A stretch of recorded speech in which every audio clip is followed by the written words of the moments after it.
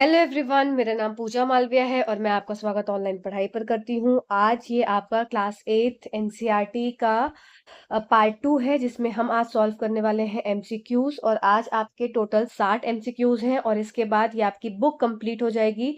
Part 1 आपने देख लिया होगा, नहीं देखा है अभी तक तो आप स्क्रीन पर फ्लैश देख सकते हैं। तो उसमें हमने करीब 50 क्वेश्चंस करे थे, तो ये आज आपको 60 क्वेश्चंस मिल जाएंगे। तो इन ऑल टोटल आपको 110 क्वेश्चन इस पूरी बुक से मिले हैं और बहुत अच्छे क्वेश्चंस हैं, नए क्वेश्चंस हैं, कहीं से कट कॉपी पेस्ट करे क्वेश्चन नहीं है।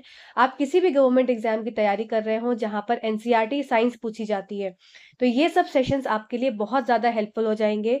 साथ ही साथ आप जाइए, प्लेलिस्ट को स्क्रॉल करिए, एनसीईआरटी चैप्टर एमसीक्यूज के नाम से है। और भी तरह तरह के जो एग्जाम्स हैं, जैसे बीपीएससी हो गया या सीटेट हो गया, इनकी प्लेलिस्ट हो गई, जाकर जरूर स्क्रॉल किया करिए, क्योंकि इन सब में जो कंटेंट है ये आपको एनसीईआरटी बेस्ड मिलता है और प्रॉपर एनसीईआरटी का ही कंटेंट मैं कराती हूँ, तो इसलिए आपके लिए बहुत ज्यादा हेल्पफुल रहेगा। तो चलिए आज का सेशन स्टार्ट करते हैं। और थोड़ा रैपिड फायर राउंड है, बहुत मैं इसमें टाइम नहीं लगाऊंगी, क्वेश्चंस वो बहुत ज्यादा एक्सप्लेन नहीं करूंगी, क्योंकि कुछ लोगों का रहता है कि फास्ट कराओ, तो जल्दी जल्दी मैं करा देती हूँ। फिर भी कुछ डाउट रह जाता है तो जो आपको मैराथन्स में आपको प्रोवाइड करा रही हूँ, वहां से अपने कॉन्सेप्ट्स को क्लियर करते चलिए और इन सब से आप प्रैक्टिस सेट्स को लगाते चलिए। तो 10 बज चुका है, चलिए फटाक से हम जल्दी से इसको खत्म कर लेते हैं 60 क्वेश्चन को। तो सबसे पहला क्वेश्चन है, tip of the match stick consist of. जो टिप होती है माचिस की तीली की नोक, उसमें किस चीज से बनी होती है? Antimony trisulphide and potassium chlorate, antimony trisulphide and white phosphorus, antimony trisulphide potassium chlorate and white phosphorus, या नन ऑफ द अबव। तो ये कई बार एग्जाम्स में पूछा गया है कि tip of the match stick किस चीज की बनी होती है, तो ये आपका आंसर हो जाएगा यहाँ पर ऑप्शन नंबर 3, जो कि है आपका antimony trisulphide and potassium chlorate. ठीक है, potassium chlorate and white phosphorus, तो ऑप्शन नंबर 3 आपका करेक्ट उत्तर हो जाएगा इस क्वेश्चन का। ठीक है, और ये आपका मैच बॉक्स से रिलेटेड या उसकी स्टिक से रिलेटेड, ये सारे क्वेश्चंस इसमें इंक्लूडेड हैं, तो चिंता मत करिएगा, अभी आगे क्वेश्चंस और आपको देखने को मिलेंगे। नेक्स्ट क्वेश्चन है आपका, which component leads to combustion of flame in match stick. माचिस की तीली में लौ का दहन किस घटक के कारण होता है? मतलब जो आपने देखा होगा कि माचिस की तीली जल गई, तो वो किस चीज के कारण होता है, मतलब कौन सा ऐसा केमिकल होता है, कौन सी ऐसी चीज होती है जिस चीज के कारण, कौन से कंपोनेंट के कारण वो जलती है? पोटेशियम क्लोरेट होता है उसमें, एंटीमनी ट्राइसल्फाइड होता है, व्हाइट फास्फोरस होता है, या फिर नन ऑफ दीज। तो क्वेश्चन नंबर 2 का आंसर हो जाएगा आपका वापस से आंसर नंबर 3, मतलब ऑप्शन नंबर 3 व्हाइट फास्फोरस। तो उसमें पड़ा व्हाइट फास्फोरस होता है, ये आपका कंबशन कॉज करता है, मतलब ये आपका जलाता है, तीली को जलाता है, दहन करता है इसका। ठीक है, तो इस बात को याद रखेंगे, पोटेशियम क्लोरेट, एंटीमनी ट्राइसल्फाइड, ये सब भी प्रेजेंट होता है। पर अगर कंबशन ऑफ फ्लेम की बात करी जाए कि किसके कारण कंबशन होता है, तो आंसर क्या हो जाएगा आपका व्हाइट फास्फोरस। अच्छा हाँ, एक बात आप सब लोगों से और शेयर करना चाहूंगी मैं, आप सब लोग के कमेंट्स देखती हूँ, आप लोग उस कमेंट्स में थोड़ा मोटिवेट करते हैं मुझे कि आपको अच्छा लग रहा है वीडियो, तो थैंक यू सो मच सभी, उन सभी व्यूअर्स को जिनको ये वीडियोस अच्छे लग रहे हैं और उनको चीजें समझ में आ रही हैं। चलिए आइए आगे बढ़ते हैं क्वेश्चन नंबर 3 के ऊपर। Rubbing surface of match box contains. अब रबिंग सरफेस, अभी तक तो हम माचिस की तीली समझ रहे थे, अब क्या हो गया, इसके ऊपर ये आपकी रबिंग सरफेस जो होता है, ये आपने देखा होगा कुछ ऐसा ब्राउन ब्राउन से डॉट डॉट सा होता है, तो ये रबिंग सरफेस किस चीज की बनी होती है, ये बात हो रही है। ठीक है, अभी हमने क्या देखा, अभी हमने मैचस्टिक के बारे में देखा कि मैचस्टिक किस चीज से बनी हुई है, अब बात कर रहे हैं रबिंग सरफेस की कि ये किस चीज की बनी होती है। ये पाउडर्ड ग्लास की बनी है, रेड फास्फोरस की, या बोथ, या नन ऑफ द अबव। तो क्वेश्चन नंबर 3 का आंसर हो जाएगा आपका बोथ, मतलब ये पाउडर ग्लास और रेड फास्फोरस दोनों की बनी हुई होती है। इस बात को आप याद रखेंगे, मतलब यहाँ पर आपका पाउडर ग्लास भी होता है और साथ साथ आपका रेड फास्फोरस भी देखने को मिलता है मैच बॉक्स के ऊपर। ठीक है, चलो, सुपर एक्साइटेड सेशन है ना ये? जल्दी से एक्साइटेड लगे, अच्छा लगे तो लाइक कर देना, है ना? बोलना तो पड़ता नहीं है, आप लोग लाइक कर देते हैं, धन्यवाद। चलिए फिर नेक्स्ट क्वेश्चन है हमारा, combustible substances can not catch fire और burn as long as its temperature is lower than its ignition temperature. मतलब दहनशील पदार्थ तब तक आग नहीं पकड़ सकते या जल नहीं सकते जब तक उनका तापमान उनके ज्वलन तापमान से कम है। कारण क्या है? वह न्यूनतम तापमान जिस पर कोई पदार्थ आग पकड़ता है उसे उसका ज्वलन तापमान कहा जाता है। कारण 2 क्या है? ज्वलनशील पदार्थ हवा में उजागर होने पे पर आसानी से आग पकड़ सकते हैं। तो रीजन 1 और रीजन 2 इसमें ये बताना है। देखो पहले क्या दी है आपको, स्टेटमेंट दी हुई है, जस्ट अ सेकेंड, पहले आपको स्टेटमेंट दी है कि combustible substances can not catch fire और बर्न एज लॉन्ग एज इस temperature is lower than its ignition temperature, कि तब तक का फायर नहीं कैच करते या बर्न नहीं होते जब तक कि उनका जो टेम्परेचर है वो इग्निशन टेम्परेचर से लोअर ना हो जाए। ठीक है, रीजन क्या दिया है कि the lowest temperature at which a substance catch fire is it's ignition temperature. Ignition temperature होता क्या है? ज्वलन तापमान, वो न्यूनतम से न्यूनतम टेम्परेचर जिसपे कि कोई भी चीज क्या है फायर को कैच कर लेती है, आग पकड़ लेती है, उसको इग्निशन टेम्परेचर बोलते हैं। ठीक है, तो ये यहाँ पर रीजन तो सही है, बिल्कुल इग्निशन टेम्परेचर की ही ये बात कर रहे हैं, जो आपका स्टेटमेंट फर्स्ट दिया हुआ है। ठीक है, नेक्स्ट देख लेते हैं। Combustible substances can easily catch fire when expose to air. अब ये बात जो है कि combustible substances can easily catch fire when expose to air, तो यहाँ पर ये स्टेटमेंट गलत हो जाएगी। क्यों हो जाएगी गलत?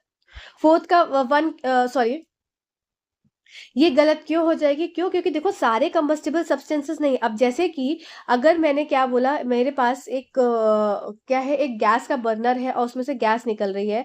अब अगर गैस के बर्नर को क्या है, मैंने ओपन रखा हुआ है, तो क्या तुरंत वो आग पकड़ लेता है? नहीं, वो तब तक आग नहीं पकड़ रहा है जब तक कि मैं माचिस की तीली ना लेकर उसके पास जाऊं। तो उसका मतलब कि सारे कंबस्टिबल सब्सटेंसेस तुरंत नहीं कैच फायर करते हैं जब भी वो एक्सपोज कर देते हैं एयर पे। इसकी जगह पे क्या आ जाएगा? अगर यहाँ पर केरोसिन लिखा होता, केरोसिन लिखा होता या फिर यहाँ पर लिखा होता आपका फास्फोरस, तो ये क्या है, ये ज्वलनशील पदार्थ हैं, ये जल्दी से आग पकड़ लेते हैं जैसे एक्सपोज होते हैं एयर में। या फास्फोरस को जहां कहाँ रखते हैं हम? वाटर में रखते हैं। क्वेश्चन अभी आगे आपको मिलेगा देखने को। तो ये क्या है, ये तुरंत कंबशन को क्रिएट कर देते हैं, मतलब तुरंत क्या कर लेते हैं, कैच करते हैं फायर को। ठीक है, तो चलो, तो इसमें आपका ऑप्शन क्या हो जाएगा? इसका मतलब कि हमारा रीजन वन ठीक है पर रीजन टू क्या है, गलत है। तो ऑप्शन नंबर फर्स्ट करेक्ट उत्तर हो जाएगा, जिसमें reason one is true but reason R is wrong. ठीक है, इसको हिंदी में भी देख लो पूरा कि कारण क्या दिया हुआ है, मैंने पढ़ दिया है, आप इस तरह से इसका स्क्रीनशॉट ले सकते हैं। चलिए नेक्स्ट देख लेते हैं क्वेश्चन। जहां पर मुझे लगेगा कि रुक के समझाना है तो वो चीज मैं आपको जरूर समझाऊंगी। ठीक है, the reason behind the charcoal not producing flame is, कोयले को ज्वलन उत्पन्न ना होने का कारण क्या है? कोयले में आपने देखा होगा जो चारकोल है उसमें एकदम लौ नहीं निकलती, तो वो क्यों, उसका कारण क्या है? It's ignition temperature is not very low, उसका इग्निशन टेम्परेचर बहुत ही कम नहीं होता है। It's ignition temperature is high, उसका इग्निशन टेम्परेचर हाई होता है। इट डज नॉट वेपोराइज या नन ऑफ द अबव। तो क्वेश्चन नंबर फिफ्थ का आंसर हो जाएगा आपका ऑप्शन नंबर थ्री। ठीक है, आइए अब इस बात को थोड़ा समझ लेते हैं। तो देखो, जो भी चीज क्या है वेपर्स प्रोड्यूस कर रही है, ठीक, समझेंगे बात को। जो भी ऐसी कंबस्टिबल सब्सटेंसेस हैं जो कि आग पकड़ सकते हैं, वो अगर वेपर्स को निकाल रहे हैं, जैसे कि मोमबत्ती में वेपर्स निकल रहा है, ठीक है, तो क्या है, वो फ्लेम प्रोड्यूस करेगी। पर चारकोल में क्या है, वेपर्स नहीं प्रोड्यूस होते हैं, इसीलिए ये क्या करती है, ये वेपोराइज नहीं हो रही है, इसलिए इसके पास क्या है, फ्लेम प्रोड्यूस नहीं होता है। इस बात को याद रखेंगे, एनसीईआरटी की लाइन है। ठीक है, लाइन बाय लाइन क्वेश्चन आपको मैं कराती हूँ। ठीक, चलो नेक्स्ट क्वेश्चन देख लेते हैं। तो इसमें आपका आंसर क्या हो गया? Option number three. Which among the following has the highest calorific value? Biogas, hydrogen, LPG या none of the above. Which of the following, किसमें सबसे इसकी हाईएस्ट कैलोरीफिक वैल्यू है? तो इसमें क्या हो जाएगा, आपका उत्तर हो जाएगा हाइड्रोजन। ठीक है, हाइड्रोजन की सबसे हाईएस्ट कैलोरीफिक वैल्यू होती है, इस बात को याद रखेंगे। और कुछ और बिंदु मैं यहाँ पर आपको याद करा देती हूँ, चलिए जल्दी से इसको नोट करते जाइए, अपने पेपर पेंसिल को लेकर बैठा करिए। चलिए, तो जल्दी से नोट कर लीजिएगा। अगर एक तरफ फ्यूल है मेरे पास और दूसरी तरफ क्या है, इसकी कैलोरीफिक वैल्यू, और कैलोरीफिक वैल्यू की आपको यूनिट पता होनी चाहिए, ये होती है केजी, किलो जूल पर केजी, सॉरी, किलो जूल पर केजी। ठीक है, अब सबसे ज्यादा कैलोरीफिक वैल्यू किसकी हो जाती है? हाइड्रोजन की होती है। इसको आपको याद नहीं रखना है एग्जैक्ट वैल्यू, अब एक अनुमान याद रखेंगे। दूसरी क्या बात इंपॉर्टेंट है, सबसे लोएस्ट किसकी होती है? तो सबसे लोएस्ट में हो जाएगी काउ डंग। ठीक है, ये तो हो गई हमारी हाईएस्ट हो गई, और ये हमारी क्या हो जाएगी, काउ डंग की 6000 से 8000 किलो जूल पर केजी, ये लोएस्ट होती है। ठीक है, ये दो आपको याद रखनी है। प्लस इसके साथ साथ कुछ और इंपॉर्टेंट चीज है, जैसे कि आप याद रखेंगे कोल की। ठीक है, कोयले की कितनी होती है? 25,000 के आसपास, 25K से आपकी ये 33K के बीच में होती है। फिर इसके बाद चौथी हो गई पेट्रोल, केरोसिन और डीजल, सब एक जैसे हैं सुनने में। ठीक है, तो इनकी कैलोरीफिक वैल्यू कितनी? 45K हो जाएगी। ठीक है, सीएनजी, एलपीजी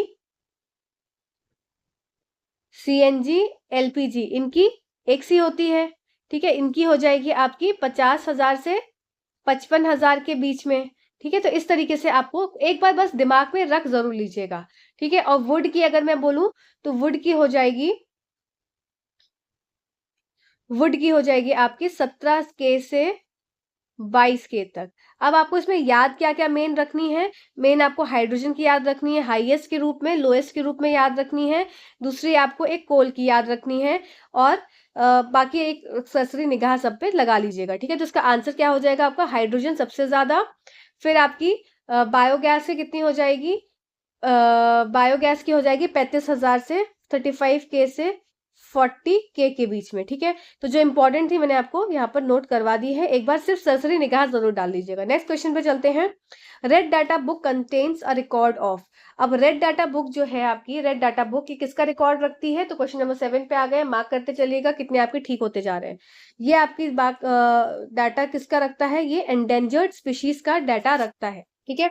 आइए कुछ बातें अब इसमें से समझ लेते हैं जल्दी से।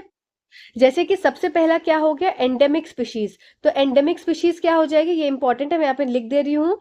एंडेमिक स्पीशीज ऐसी स्पीशीज होती हैं जो कि क्या है, एक एक्सक्लूसिवली एक पर्टिकुलर एरिया में रहती हैं। तो इसको आप लिख सकते हैं प्रेजेंट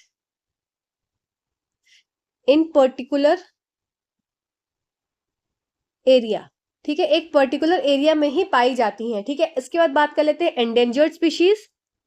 एंडेंजर स्पीशीज ऐसी स्पीशीज होती हैं जो कि फ्यूचर में क्या है, विलुप्त होने वाली हैं, इसलिए उनको बहुत ही ज्यादा उन पर ध्यान रखा जाता है, उनका संरक्षण किया जाता है। तो ये लाइकली टू बिकम एक्सटिंक्ट, ठीक है, ये विलुप्त होने वाली की कगार पर होती हैं, ठीक है। इसलिए रेड डाटा बुक क्या है, एंडेंजर्ड आपका एंडेंजर्ड स्पीशीज का रिकॉर्ड रखता है। रेड डाटा बुक किसका रिकॉर्ड रखता है, एंडेंजर्ड स्पीशीज का। अच्छा, अब नेक्स्ट देख लो कि एपिडेमिक स्पीशीज। तो एपिडेमिक स्पीशीज कोई भी तरह की स्पीशीज नहीं होती हैं, पर एक वर्ड होता है कि आपका एपिडेमिक। ये वर्ड का मतलब क्या होता है कि एपिडेमिक मतलब एक ऐसी डिजीज जो कि एक बार में ही एक लार्ज नंबर ऑफ पीपल को हो जाए। जैसे कि आप एक सिंपल लैंग्वेज में बोल सकते हैं कि a large number of people और animal suffering from same disease. तो मैं इसको लिख देती हूँ, लार्ज नंबर ऑफ पीपल और animals suffering from same disease at the same time, ठीक है। इस बात को याद रखेंगे, टर्म्स इंपॉर्टेंट है, एट द सेम टाइम, ठीक है। जिसको स्लो लग रहा हो भाई वो 2x पर देख लेना, पर देख जरूर लेना, सब इंपॉर्टेंट सेशंस हैं आप सबके लिए ही, ठीक। नेक्स्ट देख लेते हैं, the species found only in particular area. अब आ गया आपका क्या, अब ऐसी स्पीशीज क्या होती हैं जो एक पर्टिकुलर एरिया में पाई जाती हैं, एंडेमिक स्पीशीज, ठीक। चलो नेक्स्ट क्वेश्चन पे चलते हैं, इसमें टाइम लाइन ही लगाएंगे। What is the role of pseudopodia in amoeba. Amoeba में स्यूडोपोडिया की क्या भूमिका है, सबको पता है कि ये क्या करता है, ये फूड को एंगल्फ करने में मदद करता है और लोकोमोशन करने में मदद करता है। तो it helps in engulfing the food, it helps in locomotion. तो आंसर क्या हो जाएगा, बोथ 1 और 2। सब मार्क करते चलना कितने क्वेश्चंस ठीक हुए, और 60 में से कितना आपका स्कोर है ये मुझे आप सब बताएंगे। The smallest cell is of. तो सबसे छोटी कोशिका किसकी होती है, एल्गी की है या बैक्टीरिया की है, शैवाल की है, या आपकी अंडा कोशिका की है, एक्स सेल की है। तो क्वेश्चन नंबर 10 का आंसर क्या हो जाएगा आपका, ऑप्शन नंबर फर्स्ट, ठीक है। आप कुछ बातें समझ लेंगे कि जो सबसे छोटी सेल है ये आपकी कितनी होती है, 0.1 से 0.5 मीटर की, सॉरी माइक्रोमीटर, मीटर तो बहुत बड़ा हो जाएगा। तो बैक्टीरिया जैसे स्मॉलेस्ट हो गया, तो ये स्मॉलेस्ट सेल है आपकी, तो इसकी क्या हो जाएगी, मैं यहाँ पर नोट करके लिख देती हूँ जैसे कि आपके पास ये पड़ा रहेगा। बैक्टीरिया स्मॉलेस्ट है, तो इसकी जो सेल की आपकी जो यूनिट है, मतलब कि कितना बड़ा ये सेल है, इसकी बात यहाँ पर हो रही है 0.5 माइक्रोमीटर, ठीक है। इस बात को याद रखेंगे। और लार्जेस्ट सेल क्या हो जाता है आपका, तो यहाँ पर ये भी बात आप याद रखेंगे, एनसीईआरटी में लिखा हुआ है, लार्जेस्ट सेल है आपका 170 मिलीमीटर से बाय 130 मिलीमीटर, और ये किसका होता है, ये एग ऑफ ऑस्ट्रिच होता है, ठीक है। इस बात को भी याद रखेंगे, ठीक है। चलो नेक्स्ट क्वेश्चन देख लेते हैं। नेक्स्ट क्वेश्चन है आपका the characteristic of plasma membrane is, अब प्लाज्मा मेम्ब्रेन में क्या क्या कैरेक्टरिस्टिक्स हो सकती हैं? प्लाज्मा झिल्ली की विशेषताएं क्या है? इट इज नॉन पोरस है, it allow the movement of substances both inward and outward, या बोथ या नन ऑफ द अबव। ठीक है, तो सबसे पहले बाहरी देखो, ये सेल हो गई, तो बाहरी कोशिका क्या हो, बाहरी जो आपकी ये झिल्ली होती है, ये क्या हो जाती है? ये सेल वॉल होती है। और अंदर वाली क्या हो जाती है? अंदर वाली हो जाती है आपकी प्लाज्मा मेम्ब्रेन। ठीक है, जो नॉन बैकग्राउंड वाले बायो वाले होंगे उनको थोड़ी प्रॉब्लम होती है, इसलिए थोड़ी डिटेल बता रही हूँ। बाहर की सेल वॉल, अंदर की प्लाज्मा मेम्ब्रेन। अब ये क्या बात हो रही है कि प्लाज्मा झिल्ली की विशेषता आपको बतानी है, तो क्वेश्चन नंबर 11 का क्या आंसर हो जाएगा आपका? इसका आंसर हो जाएगा आपका ऑप्शन नंबर 2। क्यों अब ऑप्शन नंबर 2 होगा? इसका आंसर मैं यहाँ पर बता देती हूँ आपको। देखो, ये नॉन पोरस होती है, तो ये गलत हो जाएगा। ये क्या होती है? ये नॉन पोरस नहीं, ये पोरस होती है, पहली बात, इसलिए ये गलत हुआ। और it allows the movement of substances both inward and outward, ये बात ठीक है। ठीक है, तो इसीलिए आपका यहाँ पर क्या हो जाता है? Answer option number 2 correct. चलिए, तो नेक्स्ट क्वेश्चन पे चलते हैं। Plants require cell wall as they needs protection from variation in temperature, speed of the wind and moisture, या बोथ ऑफ द अबव। तो पौधों को क्यों जरूरत होती है सेल वॉल की? क्योंकि उनको बचना होता है किससे? तापमान के परिवर्तन से, साथ साथ हवा से। बहुत अगर हाई स्पीड रहेगी तो क्या है, आपके प्लांट्स के जो सेल है वो क्या होते हैं? डिस्ट्रॉय हो जाते हैं। या नमी अगर बाहर मॉइस्चर वातावरण में ज्यादा है तो उससे भी क्या है? प्लांट को इफेक्ट पड़ता है, इसलिए प्लांट्स को सेल वॉल की जरूरत होती है। अब इसमें आप बात याद कैसे रखेंगे कि सेल वॉल की रिक्वायरमेंट एनिमल्स को नहीं होती। इसको याद आप ऐसे रख लो कि एनिमल्स स्ट्रांग होते हैं एज कंपेयर टू प्लांट्स। एक हाइपोथेटिकल एग्जाम्पल है जिसमें कि अगर एक हाथी एक पत्ती को रौंद सकता है पर एक पत्ती हाथी को रौंद नहीं सकती है। ठीक है, एक सिंपल एग्जाम्पल है। इसीलिए पत्ती को अपने को बचाने के लिए वॉल की दीवार की जरूरत है, पर एनिमल्स को दीवार की जरूरत नहीं है। बस इस तरीके से आप याद रख लेंगे। ठीक है, इजी था, एग्जाम्पल याद करने का तरीका है बस। नेक्स्ट क्वेश्चन है, the cells having the nuclear material without nuclear membrane are termed as, केंद्र की झिल्ली के बिना केंद्रीय पदार्थ वाली कोशिकाएं कहलाती हैं। तो इनको क्या बोलते हैं? इनको आप पादप कोशिका बोलते हैं, या प्रोकैरियोटिक कोशिकाएं बोलती हैं, या जंतु कोशिकाएं बोलते हैं, यूकैरियोटिक कोशिकाएं बोलते हैं, या उपयोग में एक से अधिक बोलते हैं। तो ऑप्शन नंबर क्वेश्चन नंबर 13 का आंसर हो जाएगा क्या आपका? ये हो जाती है आपकी प्रोकैरियोटिक सेल्स। ऐसी सेल्स जिनके पास न्यूक्लियर मटेरियल तो होता है पर उसमें न्यूक्लियर मेम्ब्रेन प्रेजेंट नहीं होती। ठीक है, इस बात को याद रखेंगे। नेक्स्ट क्वेश्चन देख लेते हैं। External fertilisation takes place in, external fertiliser बाह्य निषेचन कहाँ होता है आपका? टेरेस्ट्रियल एनिमल्स में, एक्वेटिक एनिमल्स में, ह्यूमंस में, या नन ऑफ द अबव। तो क्वेश्चन नंबर 14 पे पहुंच चुके हैं हम। क्वेश्चन नंबर 14 पे आंसर हो जाएगा आपका ऑप्शन नंबर 2। ठीक है, एक्वेटिक एनिमल्स में आपको देखने को मिलता है कौन सा? External fertilisation. आइए चलिए इसको समझ लेते हैं, इंपॉर्टेंट है। चलो, क्या होता है? जैसे एक्सटर्नल फर्टिलाइजेशन सबसे पहले आपको देखने को कहाँ मिलता है, तो इसके एग्जाम्पल्स हो जाएंगे आपके क्या क्या? एक्वेटिक एनिमल्स के, जैसे हो गया फिश हो गया, ठीक है, आपका स्टारफिश हो गया, स्टारफिश हो गया, फिर आपके फ्रॉग्स हो गए। तो इसमें क्या देखने को मिलता है? एक्सटर्नल फर्टिलाइजेशन मिलता है। अब क्या होता है? स्प्रिंग सीजन आया, अब स्प्रिंग सीजन में क्या होगा?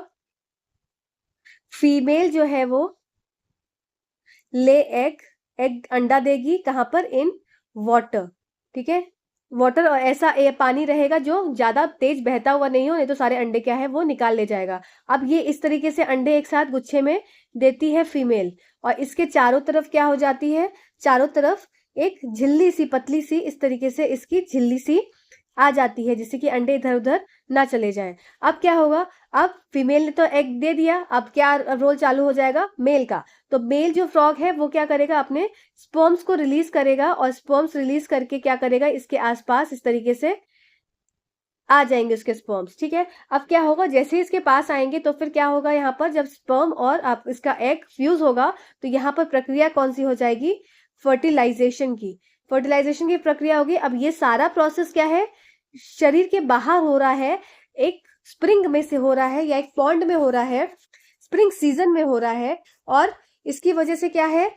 सारा प्रोसेस बाहर हो रहा है, इसीलिए इसको क्या बोलते हैं? एक्सटर्नल फर्टिलाइजेशन बोलते हैं। ठीक है, क्योंकि द फ्यूजन जो हो रहा है किसका? मेल और फीमेल गैमीट्स का, इसका क्या है? बाहर हो रहा है बॉडी के, इसलिए इसको एक्सटर्नल फर्टिलाइजेशन बोलते हैं। अब इसके लिए कौन कौन सी चीजें इस्तेमाल होती हैं, कौन कौन सी चीजों की आवश्यकता होती है? इसमें एक हार्मोन होता है आपका थायरोक्सिन। ये भी हार्मोन की रिक्वायरमेंट होती है, ठीक है, इस बात को भी आप याद रखेंगे। इस प्रोसेस को कंप्लीट होने में थायरोक्सिन हार्मोन की भी रिक्वायरमेंट होती है, ठीक है।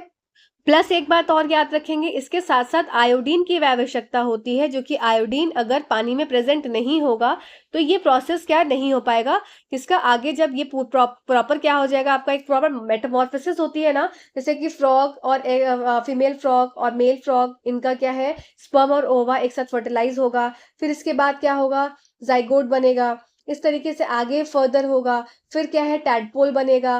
तो ये सारे प्रोसेस जब चलते रहेंगे, इसके बाद मेटामॉर्फोसिस होगी, तो ये मेटामॉर्फोसिस से क्या है, वापस एक फ्रॉग बने, तो उससे क्या होता है, ये दोनों चीजों की रिक्वायरमेंट होती है, जो कि आपको कंडीशंस याद रखनी है, थायरोक्सिन और आयोडीन वाटर, ठीक है। तो चलिए अब नेक्स्ट क्वेश्चन पे चलते हैं।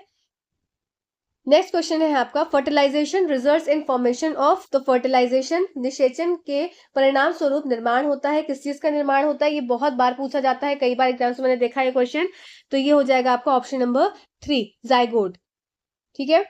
चलो नेक्स्ट क्वेश्चन पे चलते हैं। अब देखो ये यहाँ पर इंपॉर्टेंट है, इसको मैंने बना दिया है कि जाइगोट, देखो सबसे पहले क्या हो जाएगा, मेल और फीमेल के गैमीट्स क्या हो जाते हैं, एक दूसरे के साथ मिलते हैं, फिर क्या हो जाता है, फर्टिलाइजेशन होता है, फर्टिलाइजेशन के बाद क्या बन जाता है, जाइगोट बनता है, जाइगोट के बाद एम्ब्रियो बनता है, एम्ब्रियो के बाद भ्रूण के बाद आपका क्या हो जाएगा, फीटस बनता है, ठीक है, इस बात को आप याद रखेंगे। चलिए नेक्स्ट देख लेते हैं, the animals which give birth to young ones are called, ऐसे जीव जो बच्चों को जन्म देते हैं उनको क्या बोलते हैं, तो याद कैसे रखोगे, देखो ओ क्या होता है, ओवल, या ओ से स्टार्ट होता है, तो एग भी ओवल शेप का होता है, तो जो ओ वाला है वो एग लेइंग एनिमल्स हो जाते हैं, तो उसके ऑपोजिट क्या हो जाएंगे, आपके विविपेरस हो जाएंगे, तो ऐसे जो कि बर्थ दें किसको, यंग वंस डायरेक्टली, तो वो हो जाते हैं विविपेरस, ठीक है।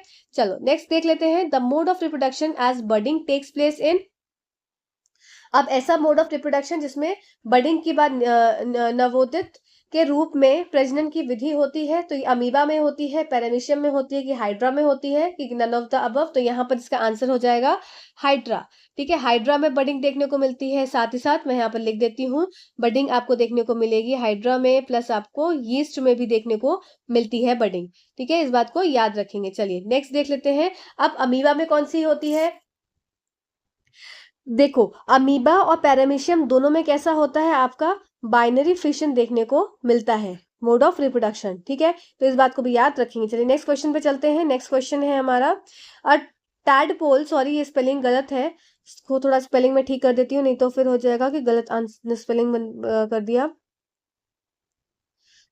टैड POLE, ठीक है, टैडपोल। चलो, the tadpole develops into adult frog by the process of, ये कौन सा प्रोसेस होता है, क्वेश्चन नंबर 18 को मार्क करेंगे कि कौन सा आपका आंसर ठीक हो रहा है, तो ऑप्शन नंबर 2 हो जाएगा, मेटामॉर्फोसिस, ठीक है, काया पलट। चलो नेक्स्ट देख लेते हैं, the number of nuclei present in zygote, युग्मनज में उपस्थित नाभिकों की संख्या कितनी होती है, एक होती है, एक भी नहीं होती है, या 4 होती है, तो क्वेश्चन नंबर 19 का आंसर हो जाएगा आपका 2 हो जाएगा, ठीक है, 3 2, चलो मतलब ऑप्शन नंबर 3 और उसका आंसर क्या है 2, तो इसमें 1 क्या कहां से आता है, 1 फ्रॉम, इसको मैं लिख देती हूँ जिससे कि आपको नोटेड मिलेगा जब मैं आपको PDF दे दूंगी, 2 है तो 1 कहां से आएगा, 1 ऑफ स्पर्म और अदर ऑफ ओवम, ठीक है, इसीलिए 2 होते हैं। चलो नेक्स्ट क्वेश्चन देख लेते हैं जल्दी से, the function of secondary sexual characteristics is to produce sperms in male and eggs in female, to distinguish the male from female, helps in development of child, या more than one of the above, तो question number 20 का answer हो जाएगा आपका option number 2, ठीक है, to distinguish male from female. अब देखो क्या है, सेकेंडरी सेक्सुअल कैरेक्टरिस्टिक्स क्या क्या हो जाएंगे, वो सारे कैरेक्टरिस्टिक्स जो कि एक लड़के को लड़का बनाते हैं, एक लड़की को लड़की बनाते हैं, जैसे कि वॉइस में चेंज हो गया, ब्रॉड शोल्डर्स हो गए, ठीक है, फिर लड़कियों का जो एक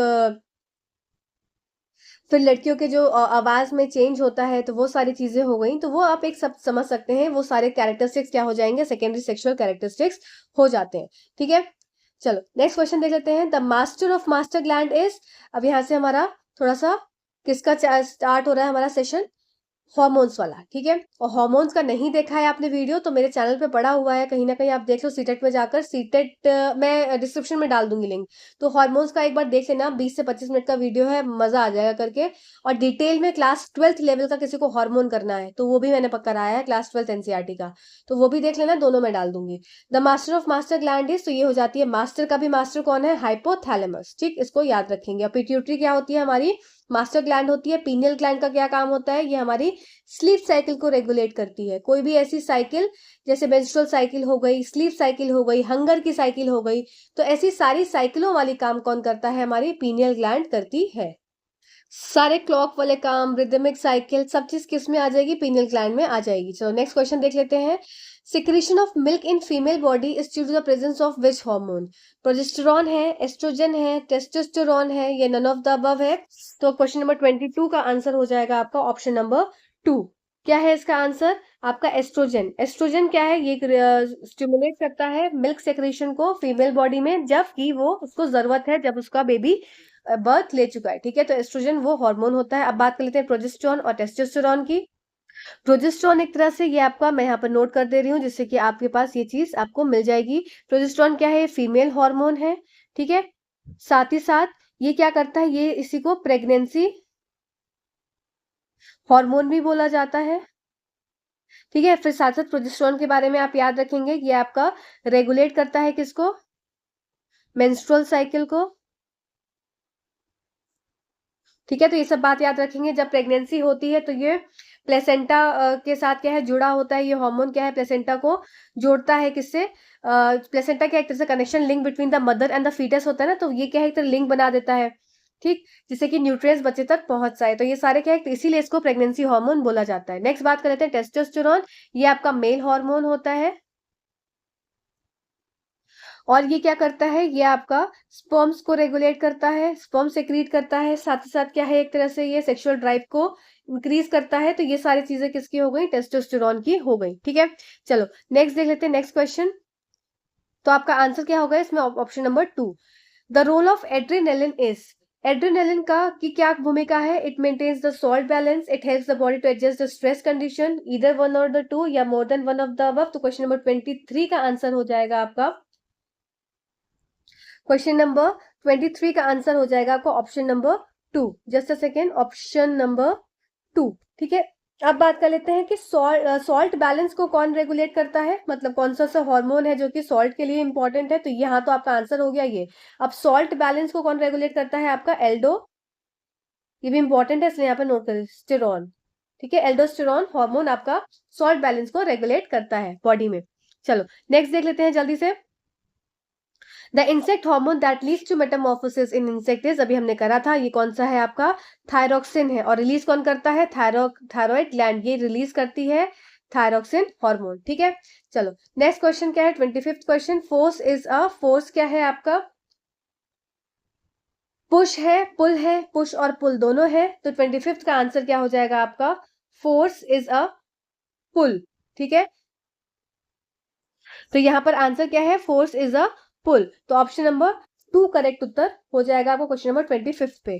चलिए नेक्स्ट देख लेते हैं। नेक्स्ट क्या है, force applied to an object can lead to change in a force, किसी वस्तु पर लगाया गया बल परिवर्तन का कारण बन सकता है किसका, direction of motion only, speed only, इधर वन ऑफ टू, या नन ऑफ द अबव। तो क्वेश्चन नंबर 26 का आंसर क्या हो जाएगा आपका, नन ऑफ द अबव। क्यों होगा अब यहाँ पर, क्योंकि यहाँ पर लिखा है क्या, सिर्फ मोशन को, तो ऐसी बात तो नहीं है। अगर कोई ऑब्जेक्ट, मेरे पास ये कार है, ये क्या कार क्या कर रही है, सॉरी कार की जगह पता नहीं क्या ही बन गया है, ये कार है मेरे पास, और ये कार अगर मूव कर रही है, इस डायरेक्शन में मूव कर रही है, मैंने यहाँ से क्या है, फोर्स लगाया बहुत ज्यादा, किसी चीज से फोर्स लगाया, मान लो ट्रक आ गया पीछे, उसने फोर्स लगाया, तो इसके मोशन में तो बदलाव करेगा करेगा, साथ में साथ इसकी स्पीड में भी तो बदलाव करेगा। तो यहाँ पे ओनली के कारण ये दो ऑप्शन कट जाते हैं, इधर वन ऑफ टू होगा नहीं, इसलिए यहाँ पर आंसर क्या हो जाएगा, नन ऑफ द अबव। ये स्मार्ट खेलना है इस क्वेश्चन में, ठीक है।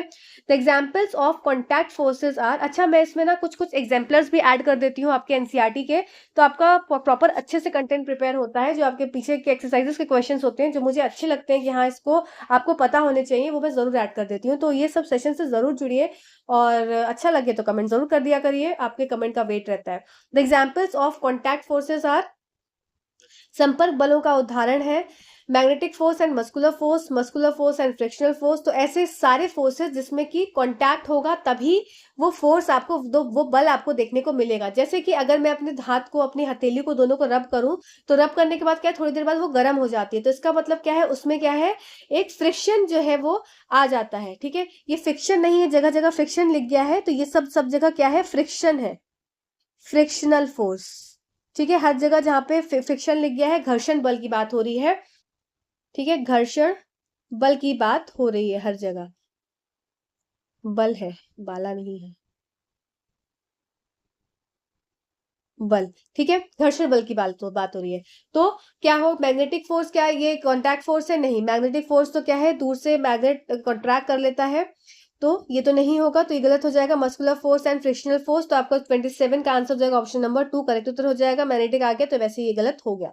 नेक्स्ट क्वेश्चन है, what is true about the frictional forces? घर्षण बल के बारे में क्या सत्य है? It always act on all moving object, it always act in the same direction of motion, या both one of the above, 1 and 2, या नन ऑफ द अबव। तो क्वेश्चन नंबर 28 का आंसर हो जाएगा आपका, it always acts on all moving object. कोई भी अगर ऑब्जेक्ट मूव कर रहा है, कोई भी ऑब्जेक्ट मूव कर रहा है, ठीक है, तो उसमें क्या है, फ्रिक्शन फोर्स जरूर लगेगा। अब इस बात को याद रखेंगे, जैसे कि अगर मेरे पास एक ये टेबल है, एक ये बुक है, ठीक है, ये बुक है मेरे पास, और ये मेरे पास नीचे क्या है, टेबल है।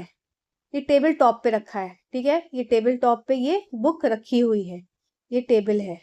ठीक है, अब इसमें क्या होते हैं ना, कुछ इस तरीके से ग्रूव्स होते हैं, ऐसे दिखते नहीं है, पर ये ग्रूव्स क्या है, इसमें फिट हो जाते हैं आकर, इसलिए क्या है, ये फ्रिक्शन लगता है। इस बात को याद रखेंगे।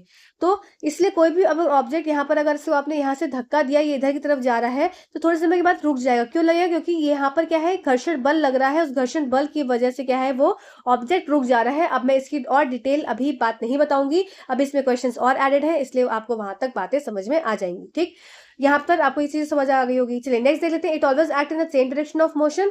नहीं, सेम डायरेक्शन में नहीं होती है, ये क्या होती है, ये मैं भी आपको नेक्स्ट क्वेश्चन में बताऊंगी। ठीक, चलो नेक्स्ट क्वेश्चन देख लेते हैं। नेक्स्ट क्वेश्चन है, select the examples of non contact force. अब आप यहाँ पर एग्जाम्पल कर सकते हैं, ये आपका है क्वेश्चन नंबर 29 होमवर्क का, और मुझे ये होमवर्क चाहिए। बहुत कम लोग होमवर्क के आंसर्स देते हैं, और थैंक यू, कुछ कुछ लोग तो इतना अच्छा आंसर देते हैं कि मजा आ जाता है देख के, इतने डीपली आंसर देते हैं। मैंने स्क्रीनशॉट खींच के रखा है, मैं उनका स्क्रीनशॉट जरूर लगाऊंगी। बहुत अच्छे आंसर देते हैं कुछ लोग। ये आपका homework question number 29। To stretch the bow the archer applies a force that causes a change in its shape is, ये क्या है, धनुष को खींचने के लिए उस पर बल लगाया जाता है, जिससे उसके आकार में परिवर्तन आ जाता है। तो ये किस तरीके का फोर्स है? आपका क्वेश्चन नंबर 13, ये आपका एग्जाम्पलर का क्वेश्चन है। ठीक, तो ये क्या हो जाएगा आपका, यहाँ पर ये हो जाता है आपका मस्कुलर फोर्स। ठीक, वो हाथ मांसपेशी से ही बल लगाता है, इसलिए क्या है, उसमें चेंज आ जाता है। नेक्स्ट क्वेश्चन देख लेते हैं, while the arrow move towards its target the forces acting on it are due to dash and that due to dash of air. जब तीर अपने लक्ष्य की ओर बढ़ता है तो उस पर कार्य करने वाले बल डैश के कारण होते हैं, वह हवा के डैश के कारण होते हैं। तो किसके कारण होते हैं? चलिए देख लेते हैं, क्या इसमें फ्रिक्शनल ग्रेविटी आ रही है? तो नहीं, इसमें क्वेश्चन नंबर 31 पे है। क्या इसमें पहले फ्रिक्शन लग रहा है? नहीं, इसमें पहले ग्रेविटी लग रही है, गुरुत्वाकर्षण बल लग रहा है। ठीक है, तो और दूसरा क्या है, यहाँ पर कौन सा एयर, तो फ्रिक्शनल फोर्स लगता है एयर में। ठीक है, तो ऑप्शन क्या हो जाएगा आपका, ग्रेविटी एंड फ्रिक्शन। तो ऑप्शन नंबर 3 करेक्ट उत्तर हो जाएगा। ठीक, नेक्स्ट क्वेश्चन है, ये भी आपका एग्जाम्पलर है। द फोर्स एंड फ्रिक्शन और always act in same direction में होता है। बल और घर्षण हमेशा कार्य करते हैं सेम दिशा में, एक ही दिशा में, विपरीत में, एक दूसरे पर निर्भर ही नहीं करते, या इनमें से कोई नहीं। तो निर्भर तो नहीं करते, तो बहुत ही गलत ऑप्शन है, यहाँ पे एकदम ही गलत ऑप्शन है। तो ये क्या करते हैं, हमेशा ऑपोजिट दिशा में वर्क करते हैं। अगर ये मेरा ऑब्जेक्ट है, ये इस दिशा में मूव कर रहा है, तो जो घर्षण बल लगेगा वो हमेशा इस दिशा में लगेगा। तो फ्रिक्शनल फोर्स क्या है, हमेशा ऑपोजिट लगता है, किससे, फोर्स ऑफ मोशन से। ठीक है, ऑपोजिट लगता है, इस बात को याद रखेंगे। नेक्स्ट क्वेश्चन क्या है, 33 question. The reason behind the friction between the two surfaces is the surface in contact, the presence of irregularities on the two surfaces, the smooth surface are on the same side, या none of the above। तो question number 33 का answer हो जाएगा क्या आपका, option number 2। तो ये क्या है, दो सरफेस के बीच में इरेगुलरिटीज होती हैं जो कि दिखती नहीं है, इसके वजह से क्या है, वो घर्षण होता है। अगर ये इरेगुलरिटी नहीं हो, इसीलिए इसको रिमूव करने के लिए क्या है, यहाँ पर ग्रीस डाला जाता है या यहाँ पर क्या है, स्मूथ बना दिया जाता है एकदम सरफेस। जैसे कि आपने कैरम बोर्ड देखा होगा, तो कैरम बोर्ड के ऊपर जो स्ट्राइकर होता है, स्ट्राइकर, तो इसके लिए यहाँ पर क्या है, पाउडर को छिड़क दिया जाता है, जिससे कि क्या है कि अब इसमें फ्रिक्शनल फोर्स ना लगे और ये एकदम स्लाइडली मूव कर पाए। तो इरेगुलरिटीज प्रेजेंट होते हैं, इसके कारण क्या होता है, ये दो सरफेस के बीच में फ्रिक्शन होता है। ठीक है, और सरफेस इन कॉन्टैक्ट तो है ही है, सर्फेसेस इन कॉन्टैक्ट तो है ही है। ठीक है, पर क्या है main reason, the presence of irregularities on the two surface. अगर यहाँ पर इस तरीके से ऑप्शन होगा तो ऑप्शन नंबर 2 करेक्ट हो जाएगा, पर मोर than one of the above हो जाएगा तो आपका ऑप्शन नंबर 1 और ऑप्शन नंबर 2 दोनों करेक्ट हो जाएगा। ठीक है, आई होप ये पॉइंट आपको क्लियर हुआ होगा। नेक्स्ट क्वेश्चन क्या है, 34 question. The force of friction is the opposing force that act between the two objects and it will increase when the चलो, the force of friction is the opposing force that acts between the two objects and it will increase when घर्षण बल। देखो इसमें ना थोड़ा typing mistake हुई थी, opposing force लिख गया है, अपोजिंग फोर्स है ये, तो इस पे हिंदी में थोड़ा सा दिक्कत हो जाएगी इस स्टेटमेंट में, तो ऊपर इंग्लिश में ही देख लो। The force of friction is the opposing force that acts between the two object and it will increase when. Main क्या बात बताई जा रही है कि जो फोर्स ऑफ फ्रिक्शन है वो किसी भी दो ऑब्जेक्ट के बीच में, मान लो ये एक ऑब्जेक्ट है और ये एक ऑब्जेक्ट है, इसके बीच में अगर फ्रिक्शन को बढ़ाना है तो वो क्या चीज होती है जो बढ़ाती है, the irregularities between the two surface are more, the two surface are pressed harder, two surface are pressed very smoothly, या ऑल ऑप्शंस आर करेक्ट। ठीक है, तो इसमें ऑप्शन क्या हो जाएगा आपका, क्या सारे उत्तर सही हैं, या ऑप्शन 1 2 एंड 3 करेक्ट है, या ऑप्शन 1 एंड 2 करेक्ट है। तो इसमें आपका उत्तर क्या हो जाएगा, इसमें आपका उत्तर हो जाएगा कि जब इरेगुलरिटीज इन दोनों के बीच में क्या है, इरेगुलरिटीज अगर अच्छी खासी है तो क्या है, फ्रिक्शन ज्यादा होगा। साथ साथ इसको इरेगुलरिटी के साथ साथ इसके बीच में जो कॉन्टैक्ट है वो क्या होना चाहिए, ज्यादा होना चाहिए, मोर होना चाहिए, या हार्डर होना चाहिए। ठीक है, ये एनसीईआरटी की लाइन है इसलिए इंपॉर्टेंट हो जाती है। सब एनसीईआरटी की लाइन से ही क्वेश्चंस मैं आपको बनाती हूँ। तो ऑप्शन नंबर 3 करेक्ट उत्तर हो जाएगा, 1 एंड 2 आपका करेक्ट है। ठीक है, चलो नेक्स्ट क्वेश्चन पे चलते हैं। नेक्स्ट क्वेश्चन है, the frictional force exerted by a fluid is also known as. अब द्रव्य द्वारा लगाए गए घर्षण बल को भी कहा जाता है, क्या लिक्विड फोर्स है, या आपका ड्रैग फोर्स है, या frictional force applied by air है, या नन ऑफ द अबव। तो क्वेश्चन नंबर 35 का आंसर हो जाएगा आपका ऑप्शन नंबर 2। ये ड्रैग फोर्स है, आपने देखा होगा, इसीलिए जो आपके जितने भी जैसे बोट हो गया, आपका शिप हो गया, इनकी एक शेप दी जाती है प्रॉपरली, जिससे कि उसमें फ्रिक्शन ना लगे और वो ज्यादा अच्छे से चले। एक प्रॉपर शेप दी जाती है, स्ट्रीमलाइन शेप। तो ये आपका फोर्स कौन सा हो जाता है, ये आपका फोर्स हो जाता है ड्रैग फोर्स। ठीक है, चलो नेक्स्ट क्वेश्चन पे चलते हैं। नेक्स्ट क्वेश्चन है, the frictional force on an object include, it depends on its speed with respect to fluid, shape of the object, nature of the fluid. इसमें क्या आपका ऑप्शन ठीक हो जाएगा, 1 2 3 में से कौन सी चीजें ठीक है, 36 का ऑप्शन हो जाएगा आपका ऑल ऑफ द करेक्ट। देखो क्या इसमें बोल रहे हैं, speed with respect to fluid, किस स्पीड से कोई भी ऑब्जेक्ट फ्लूइड में जा रहा है उसको, उस पे क्या फ्रिक्शन फोर्स क्या है, डिपेंड करती है। ठीक है, फिर शेप ऑफ द ऑब्जेक्ट, अगर कोई ऑब्जेक्ट स्क्वायर शेप का है या कोई ऑब्जेक्ट स्ट्रीम लाइंड है जैसे कि बोट की शेप होती है। नेचर ऑफ द फ्लूइड, अगर कोई तरल पानी है, ठीक है, पानी में क्या है, कोई भी ऑब्जेक्ट फास्ट फ्लो करेगा। अगर इसी जगह पे एक कोई गाढ़ा लिक्विड हो जिसकी डेंसिटी क्या है, ज्यादा है, तो उसमें क्या हो जाएगा, उसकी स्पीड कम हो जाएगी। तो speed with respect to fluid इस पे भी डिपेंड करती है। अभी speed with respect to fluid में आपका नेचर ऑफ द फ्लूइड भी आ जाएगा। ठीक है, तो ऑप्शन नंबर 1 2 और 3 तीनों करेक्ट है। इसीलिए क्या है, फ्रिक्शनल फोर्स जो आपका किसी वस्तु पर लगने वाला घर्षण बल उस पर निर्भर है, द्रव्य के से संबंधित गति पर, वस्तु का आकार पर, या द्रव्य की प्रकृति पर। द्रव्य की प्रकृति मतलब कि उसका फ्लूइड की डेंसिटी कितनी है, लिक्विड की डेंसिटी कितनी है। अगर ज्यादा घनत्व वाला होगा तो क्या होगा, उसमें स्लो होगी स्पीड। ठीक है, इन सब चीजों को, और शेप की बात हो गई। ठीक है, आपने मछली की शेप देखी है, सब स्ट्रीम लाइन शेप होती है। ठीक है, तो इन सब बातों को याद रखते हुए आपका आंसर क्या हो जाएगा, 36 का ऑप्शन नंबर 3।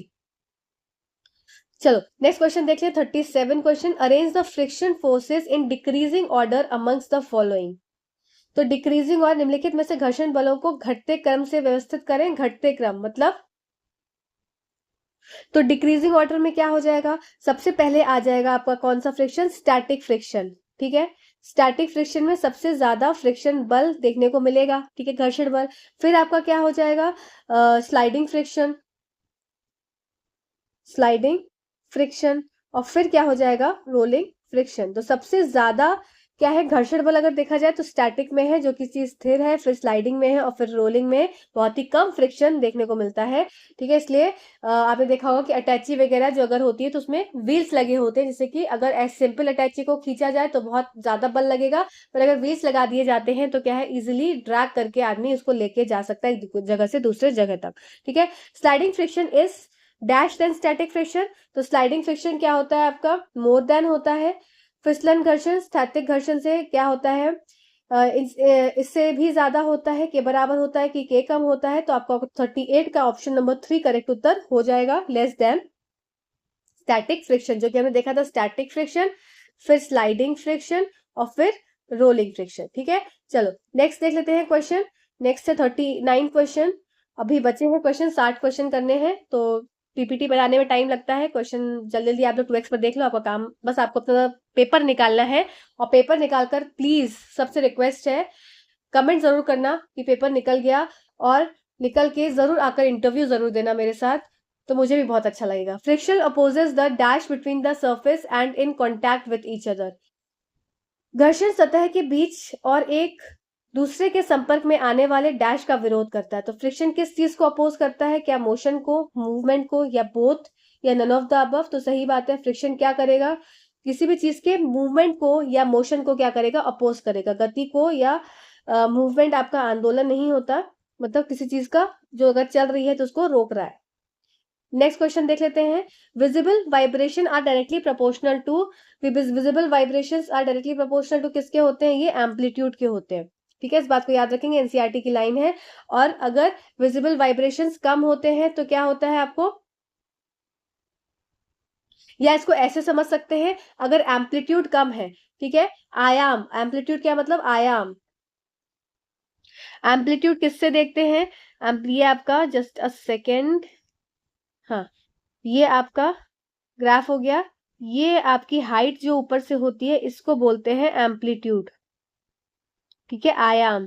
अगर एम्पलीट्यूड क्या है इसमें, अगर मैं दूसरे वाले में बोलूं, अगर एम्पलीट्यूड कम है तो क्या है, वाइब्रेशन विजिबल नहीं होते, इस बात को याद रखेंगे। ठीक है, एम्पलीट्यूड अगर कम होते हैं तो वाइब्रेशंस विजिबल नहीं होते, एम्पलीट्यूड अगर ज्यादा है तो वाइब्रेशंस क्या होते हैं, विजिबल होते हैं, इस बात को याद रखेंगे। तो vibration, visible vibrations are directly proportional to amplitude, ना ही फ्रीक्वेंसी ना ही लाउडनेस। ठीक है, चलो नेक्स्ट क्वेश्चन पे चलते हैं। नेक्स्ट है frequency determines the dash of sound. यहां से साउंड का चैप्टर चालू है आपका। तो फ्रीक्वेंसी किसको डिटरमाइन करती है, अब आप इसको याद कर लो। एक होता है फ, स, ल। ठीक है, हिंदी में हो गया। अब इंग्लिश में फ, स, ल। तो आपको याद किस में करना है, आपको याद करना है इंग्लिश वाला। फ से हो गया फ्रीक्वेंसी, ए से हो गया एम्पलीट्यूड, एस से हो गया श्रिलनेस, एल से हो गया लाउडनेस। अब थोड़ा सा स्किप करेंगे, एफ से एस मिलाएंगे, ए से एल मिलाएंगे। ठीक है, एक एक को स्किप करके, कूद के, जंप करके। तो जो फ्रीक्वेंसी होगी ये डिपेंड करेगी किस पे, श्रिलनेस पे, या इसी को बोल देते हैं पिच बोल देते हैं। और आपका एम्पलीट्यूड ये निर्भर किस पे करेगा, इसको दूसरे पेन से देख लो, ये एम्पलीट्यूड निर्भर करेगा किस पे, एम्पलीट्यूड निर्भर करेगा किस पे, लाउडनेस पे। ठीक है, तो f is directly proportional to shrillness और amplitude is directly proportional to loudness. ठीक है, तो फ्रीक्वेंसी डिटरमाइंस द, क्या हो जाएगा, फ्रीक्वेंसी किसको डिटरमाइन कर रही है, श्रिलनेस को। तो ऑप्शन नंबर 2 करेक्ट उत्तर हो जाएगा। ठीक है, ऑप्शन नंबर 2। ठीक है, अब देखो इसमें कंफ्यूजन आपको ये हो गया कि इसमें पिच भी दिया हुआ है, तो आपका आंसर क्या हो जाएगा, 1 और 2 दोनों होगा। ठीक है ना, मोर than one of the above पे आप जाएंगे, यहाँ पर कंफ्यूजन आपको क्रिएट हो जाएगी, पिच है कि श्रिलनेस है। तो आपका ज्यादातर लोग आंसर लगा देंगे किस पे, श्रिलनेस पे, पर आंसर आपका पिच भी है, क्योंकि पिच और श्रिलनेस क्या होता है, स्लैश लगाया जाता है दोनों के बीच में। चलो नेक्स्ट क्वेश्चन पे चलते हैं। नेक्स्ट क्वेश्चन है, the dogs can hear the sound of frequencies. तो जो आपके कुत्ते होते हैं, 42 क्वेश्चन पे हम आ चुके हैं, 7 क्वेश्चन हमें करने हैं। तो dog can hear the sound of frequencies higher than 20,000 hertz, के ऊपर की फ्रीक्वेंसीज कुत्ते जो है वो सुन पाते हैं। इंपॉर्टेंट है क्वेश्चन, ये एनसीईआरटी का है। Ultrasound equipments work at frequencies. तो अल्ट्रासाउंड फ्रीक्वेंसी डायरेक्टली क्वेश्चन है, ज्यादा समझाने की जरूरत नहीं है। 43 क्वेश्चन का आंसर हो जाएगा हायर देन 20,000 हर्ट्ज। अब आपकी इंफ्रासोनिक होती है, ये सबको याद होगी, इंफ्रासोनिक। दूसरी आपकी हो गई ऑडिबल रेंज, और तीसरी हो गई आपकी अल्ट्रासोनिक, जो कि आपकी सोनार में, साउंड नेविगेशन वाले में, सोनार में यूज होती है। ठीक है, ये हो जाती है 20, ये क्या हो जाती है 20 हर्ट्ज से कम हो जाती है। ठीक है, ऑडिबल क्या हो जाती है 20 हर्ट्ज से 20,000 हर्ट्ज तक, और ये क्या हो जाती है 20,000 हर्ट्ज से ऊपर वाली रेंज। ठीक है, ऊपर वाली रेंज, तो ये अल्ट्रासोनिक हो जाती है। चलो नेक्स्ट देख लेते हैं। नेक्स्ट क्या है 44, time taken by an object to complete one oscillation is called. तो किसी वस्तु द्वारा एक दोलन पूरा करने के लिए कया गया समय क्या हो जाता है, ये आपका हो जाता है टाइम पीरियड। ठीक है, तो टाइम पीरियड, तो ये फॉर्मूले को एक आप याद रखेंगे। पेंडुलम का टाइम पीरियड क्या हो जाता है, time period is equal to 2π√L/G। इसका कभी कभी डायरेक्ट न्यूमेरिकल पूछ लिया जाता है। ठीक है, तो ये आपको यहाँ पर आंसर क्या हो जाएगा, आपका आंसर होगा टाइम पीरियड। ठीक है, चलो नेक्स्ट देख लेते हैं question. Loudness is determined by dash of vibration. Loudness किस पे डिटरमाइन करती है, लाउडनेस मैंने क्या बताया था, एम्पलीट्यूड पर। तो क्वेश्चन नंबर 45 का आंसर हो जाएगा आपका एम्पलीट्यूड। ठीक है, ऑप्शन नंबर 2 फसल से आप याद रखेंगे, फसल से। नेक्स्ट क्वेश्चन कर लेते हैं जल्दी से। 46 question, unwanted sound is called as, ये सॉरी टाइपिंग मिस्टेक ही बोलूंगी मैं इसको, क्योंकि इसके ना फॉन्ट छोटा हो पाया ना, इसमें हिंदी आ गया। तो अनवांटेड साउंड को क्या बोलते हैं, नॉइस। ये एनसीईआरटी का क्वेश्चन है, एग्जाम्पलर का। ठीक है, तो याद रखो, एनसीईआरटी क्वेश्चन तो बहुत इंपॉर्टेंट हो जाते हैं। तो इसमें इंफ्रासोनिक ऑडिबल साउंड मत लगा देना ना, नन ऑफ दिस लगा देना, ये नॉइस है इसका आंसर, उन्होंने साफ साफ दिया है। Question number 47, the reason behind the using tin cans in storing food instead of iron in material is because.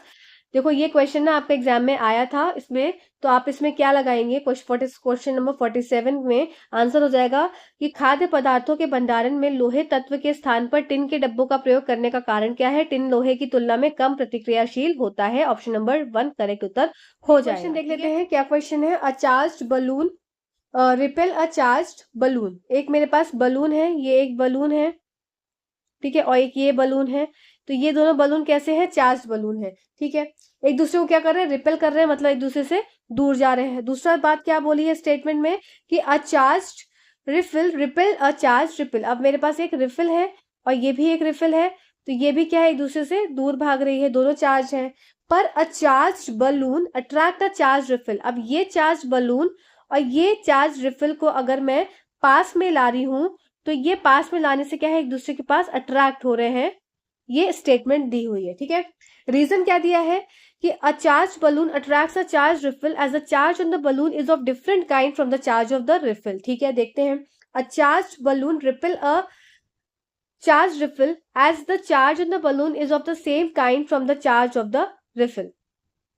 तो क्वेश्चन नंबर 48 का आंसर क्या हो जाएगा आपका, रीजन 1 क्या कर रही है, जस्टिफाई कर रही है स्टेटमेंट को।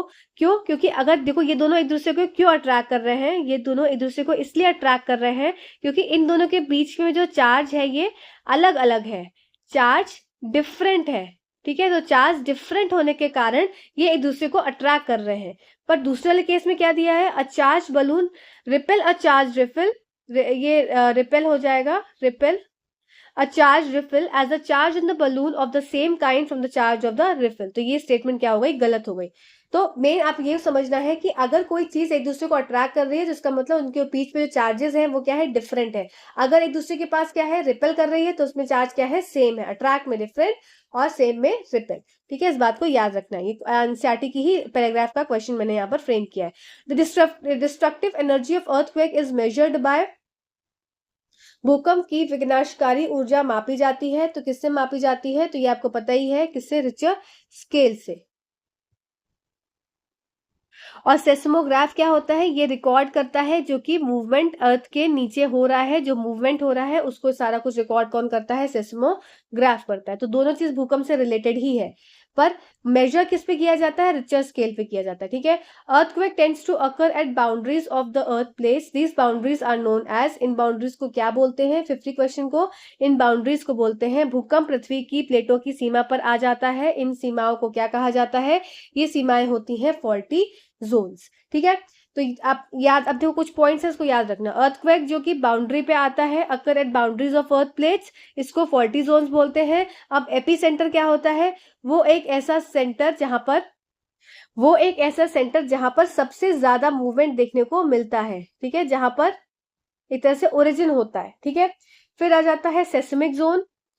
सेस्मिक जोन क्या हो जाएगा, वो ऐसे एरिया जहां पर अर्थक्वेक ज्यादातर फोकस होते हैं, ज्यादातर आते हैं, ठीक है, वो सब एरिया हो जाते हैं सेस्मिक जोन्स के अंदर। चलो नेक्स्ट बात कर लेते हैं, जिसको आप देख सकते हैं भूकंपीय क्षेत्र भी बोला जाता है हिंदी में, इसलिए आप हिंदी से भी क्लियर हो जाएगा। लास्ट 10 क्वेश्चंस बचे हैं, चलिए जल्दी से खत्म करते हैं सेशन को। The device that is use to detect whether a body is charge और नॉट, वह उपकरण जिसका उपयोग यह पता लगाने में किया जाता है कि कोई वस्तु चार्ज है या नहीं है। तो 51 का आंसर हो जाएगा आपका ऑप्शन नंबर 2, आपका ये एनसीईआरटी का एग्जाम्पलर क्वेश्चन है, ठीक है। कैलाइडोस्कोप क्या था मैंने बताया था, ये आपका होमवर्क है, ठीक है। कैलाइडोस्कोप क्या है मैंने लाइट वाले चैप्टर में आपको बताया है, नहीं देखा है जाकर देख लो। और जो मैंने एक मैराथन डाली है जिसमें कंप्लीट एनसीईआरटी क्लास 6 से क्लास 10 तक की रिवाइज करवाई, उसको देख लो। अभी क्लास 9 की मैं अलग रिवाइज करवा दूंगी आपको, पूरी बायो केमिस्ट्री फिजिक्स, 10th की बायो केमिस्ट्री फिजिक्स, इस तरीके से। तो आपको डीप नॉलेज भी 9th और 10th की हो जाएगी, जिससे क्वेश्चंस आपके 9-10 तक तो कहीं नहीं छूटेंगे। और फिर टाइम बचेगा तब हम 11-12 पर जाएंगे, अभी तो फिलहाल 9-10 तक तो कवर कर ले, बहुत टाइम लगता है चीजों को प्रिपेयर करने में। अब रेडियोग्राफ क्या होता है, ये एक तरह से इंस्ट्रूमेंट होता है जो कि पेशेंट्स के लिए यूज होता है, जिसमें एक्सरेज का इस्तेमाल होता है और पेशेंट्स के इंटरनल ऑर्गन्स के बारे में जांचा जाता है, ठीक है। तो ये सब अब आपके कैलेडोस्कोप का आपका होमवर्क है, ये आप मुझे होमवर्क करके बताएंगे, ठीक है। चलो नेक्स्ट क्वेश्चन पे चलते हैं। मेरे पास क्या है, एक ग्लास रॉड है और इसको रब कर रहे हैं किस पे, सिल्क के क्लोथ पे, ये आपका सिल्क का क्लोथ है, ठीक है। अब क्या हो रहा है, द रॉड, क्या rod and the cloth both acquire the positive charge, तो नहीं, बोथ एक्वायर कहीं नहीं करते positive charge. Becomes positively charge, rod become positively charge while the cloth become negative charge. तो ये क्या हो जाती है, रॉड पॉजिटिव चार्ज की हो जाती है और क्लोथ क्या है, ये नेगेटिव चार्ज का हो जाता है, इसको याद कर लो, ठीक है। चलो नेक्स्ट क्वेश्चन पे चलते हैं। 53 question, when two plane mirrors are placed parallel to each other and the object is placed in between the two mirrors, the number of images formed is more than one, more than two, less than four, infinite, none of the above। तो ये मैंने बहुत अच्छे से explain किया है कि दो पैरेलल मिरर है अगर, अब इस पैरेलल मिरर के बीच में कोई ऑब्जेक्ट प्रेजेंट है तो उसमें क्या होता है, उसमें मल्टीपल रिफ्लेक्शंस देखने को मिलते हैं। इस मल्टीपल रिफ्लेक्शंस की वजह से क्या होता है, इस तरीके से मल्टीपल रिफ्लेक्शंस देखने को मिलते हैं। तो इस तरीके से क्या होता है, आपका इनफाइनाइट नंबर ऑफ इमेजेस देखने को मिलती है, ठीक है। तो आंसर क्या हो जाएगा आपका, इनफाइनाइट आंसर हो जाएगा, और ये आपका बार्बर शॉप में होता है, ठीक है। तो ये क्वेश्चन आपका एनसीईआरटी का ही क्वेश्चन, एनसीईआरटी के सारे ही क्वेश्चन है भाई, एनसीईआरटी का ये क्या, सभी क्वेश्चन एनसीईआरटी के ही है। The images formed in kaleidoscope is due to the dash reflection between the mirrors. तो क्या है इसमें 54 का आंसर, तो इसमें क्या है, मल्टीपल रिफ्लेक्शन कैलेडोस्कोप क्या है, कुछ इस तरीके से होता है आपका कैलेडोस्कोप, और इसमें 3 मिरर्स प्रेजेंट होते हैं और 3 मिरर्स एक ट्राइंगल के शेप में अटैच हो जाते हैं। स्केल को, 3 स्केल को एक दूसरे के साथ चिपका कर देखना और ट्राइंगल का शेप बनाना, तो कुछ उस तरीके से होता है। इसमें चूड़ी के टुकड़े एक तरफ डाल दिए जाते हैं और दूसरी तरफ क्या है, दूसरी तरफ से देखा जाता है, एक तरफ ग्लास लगा होता है, तो डिफरेंट डिफरेंट इमेजेस देखने को मिलती हैं, अलग अलग पैटर्न्स देखने को मिलते हैं, इसको बोलते हैं कैलाइडोस्कोप। और इसमें मल्टीपल रिफ्लेक्शंस होते हैं, इसीलिए वो इमेज देखने को मिलती है, और जो इमेज एक बार फॉर्म होती है वो दोबारा नहीं बनती। मतलब मेन कहने का मतलब है कि हर बार एक अलग इमेज देखने को मिलती है, कि उसमें कांच के टुकड़े, चूड़ी के टुकड़े सब डाल दिए थे, बहुत सुंदर होता है, देखना जरूर। नेक्स्ट क्वेश्चन देख रहे हैं, the size of pupil is controlled by, the size of pupil is controlled by, पुतली का आकार किसके द्वारा नियंत्रित होता है। तो ऑप्शन नंबर क्या हो जाएगा इसमें 3, आइरिस के द्वारा साइज ऑफ प्यूपल कंट्रोल होता है, और आइरिस ही क्या करता है, कलर भी प्रोवाइड करता है आई को। और कॉर्निया ऐसी जगह होती है जहां पर लाइट फर्स्ट एंटर करती है। और लेंस, कौन सा लेंस हमारी आई में होता है ये आप मुझे बताएंगे, हमारी आई में कौन सा लेंस होता है ये आप मुझे बताएंगे, ठीक है। तो होमवर्क आपका 2 हो गया। नेक्स्ट क्वेश्चन है, the type of eye that is present in butterfly is, तितली में आंखों का प्रकार होता है, it has small eyes that enable to look all around, it has large eyes that is made up of thousand of little eyes, they can see not only in front but the side as well as the back, या more than one of the above. तो 56 का answer हो जाएगा आपका मोर than one of the above, क्योंकि option number 2, option number 3 दोनों correct है, ठीक है। इंपॉर्टेंट है, इंपॉर्टेंट मार्क कर लो, ये एसएससी में पूछा गया है। कि it has large eyes that is made up of thousand of little eyes. उनकी छोटी छोटी छोटी छोटी छोटी आंखों से बनी हुई बहुत बड़ी सी आई होती है किसी बटरफ्लाई की। इसी कारण से उनको दे can see not only in front, ना ही वो सीधे देख पाते हैं बल्कि अपने साइड और बैक में भी देख पाते हैं, क्योंकि उनकी आईज बहुत ज्यादा हो जाती है एक साथ इकट्ठी होकर। ठीक है, चलो नेक्स्ट क्वेश्चन है 57 question. Which part of I in owl distinguish it from other birds? Large cornea small people small cornea, large people, या नन ऑफ द अबव। तो जो आपका उल्लू होता है वो रात में क्या है, इजिली देख पाता है। और देख कैसे पाता है, उस पर क्या इंपॉर्टेंट चीज आपको याद रखनी है, क्योंकि उसके जो कॉर्निया होते हैं वो क्या होते हैं, लार्ज होते हैं, और लार्ज पीपल होती है, इसलिए क्या है, लाइट ज्यादा उसमें एंटर हो पाती है, इस कारण से उसको इजिली थोड़ा सा विजिबल होता है। तो ये पॉइंट यहाँ याद रख लेना। क्या मैंने बोला, आउल की बात करी जाएगी तो उनकी लार्ज कॉर्निया हो जाएगा और लार्ज प्यूपिल हो जाएगा। ठीक है, अगर इसी जगह पर बात होगी किसकी, बैट की, तो यहाँ पर लार्ज कॉर्निया और लार्ज आई नहीं होती है। इसको मैं सही से लिख दूं तो आपके लिए ज्यादा अच्छा रहेगा, आपको जब ये मिल जाएगी कॉर्निया। यहाँ पर कुछ तरह की वेव्स का इस्तेमाल होता है। अब वो किस तरह की वेव्स है, सोचो थोड़ा सा तो मैं बताऊं आपको। सोच लिया होगा आई थिंक आप सबने। इसका नाम होता है अल्ट्रासोनिक वेव्स। ठीक है, इसका इस्तेमाल करते हैं जिससे कि ये टकराए ना किसी ऑब्जेक्ट से, ये फेंकते हैं अल्ट्रासोनिक वेव्स, और फिर वापस जब बाउंस बैक होके आती है तो इनको समझ में आ जाता है कि सामने कोई टारगेट साइट है कि नहीं है। ठीक है, तो ये बैट से होता है, और आउल के लिए लार्ज कॉर्निया और लार्ज पीपल होता है, तो उससे कंफ्यूज मत होना, इसलिए मैंने यहाँ पर एक साथ लिख दिया है। ठीक, चलो नेक्स्ट क्वेश्चन कर लेते हैं। नेक्स्ट क्वेश्चन है हमारा 58 question. The brightest planet in the night sky is, तो कौन सा सबसे चमकदार जो है तो रात्रि आकाश में सबसे चमकीला ग्रह कौन सा है? तो 58 का क्वेश्चन का आंसर हो जाएगा आपका ऑप्शन नंबर 2। ठीक है, वीनस क्या होता है, शुक्र जो होता है सबसे चमकीला ग्रह होता है। नेक्स्ट क्वेश्चन है the largest planet of solar system is, solar system सबसे बड़ा प्लैनेट कौन सा है आपका, ये है जुपिटर। ठीक, चलो नेक्स्ट क्वेश्चन कर लेते हैं। नेक्स्ट है select out the planet that have rings, तो रिंग्स में एनसीईआरटी में लाइन है, ज्योग्राफी की बुक में है एक SUJ। तो सज, सारे प्लैनेट्स ऐसे होते हैं, सजना होता है, सजते हम कैसे हैं जब हम रिंग पहनते हैं। तो सजना में क्या हो जाएगा, सैटर्न, यूरेनस और जुपिटर। ठीक है, तो ये सारे जिनके पास रिंग्स होते हैं तो कौन सा हो जाएगा, सैटर्न, यूरेनस और जुपिटर। ऑप्शन नंबर 2 करेक्ट उत्तर हो जाएगा। यहाँ पर आपके 60 क्वेश्चन खत्म होते हैं। और आपको ये सेशन कैसा लगा ये जरूर बता दीजिएगा। साथ ही साथ आगे भी ऐसे सेशंस आते रहेंगे, तो चैनल से जुड़े रहिए। और आप सबका बहुत बहुत आभार। आपको वीडियोस अच्छे लगते हैं, thank you so much, thank you so much watching this video. पढ़ते रहिए।